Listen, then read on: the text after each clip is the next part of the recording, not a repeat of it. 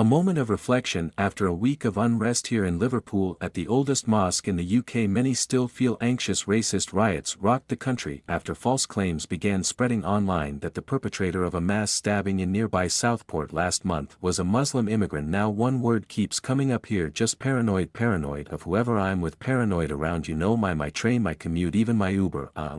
And you know that in and of itself is quite psychologically traumatizing. Isn't it? Imam Adam Kelwick is trying to reassure worshippers here after mosques, immigration centers and stores owned by Muslims were targeted. There's this us and them in society, and everybody stays in their own corner, and they demonize each other and they throw stones at each other. Adam caught global attention when he crossed the line to start a conversation with people chanting anti-Islam slogans outside this mosque. We were expecting the worst. At the same time we decided to do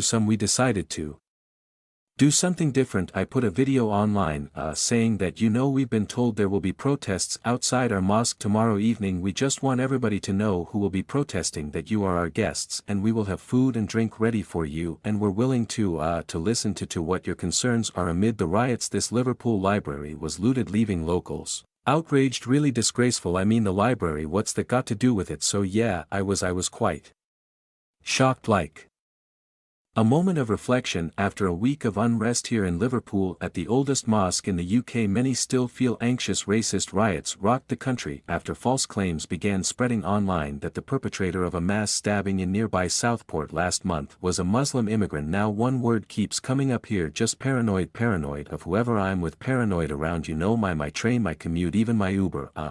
And you know that in really I've got of me, but not everyone is surprised that the UK reached boiling point. It's very common for riots to start with false information being spread, but then, usually, they built on some kind of more deep-seated social, economic or political issues. Historian Ver Zilovich says the seeds of today's discontent began after the 2008 financial crisis, then the UK's Brexit vote to leave the European Union. We had, during the campaign around the Brexit referendum, all sorts of mainstream, non-mainstream, mainstreamed politicians are kind of blaming socio-economic problems on migrants. It resonates with certain individuals, and yet particularly kind of people from left-behind communities. Following the riots, hundreds were arrested across the country and jail sentences were already handed down at this Liverpool court. But at this nearby pub, some argue those involved weren't all extremists. The media brand anyone that has any legitimate concerns is potentially far right. Obviously there is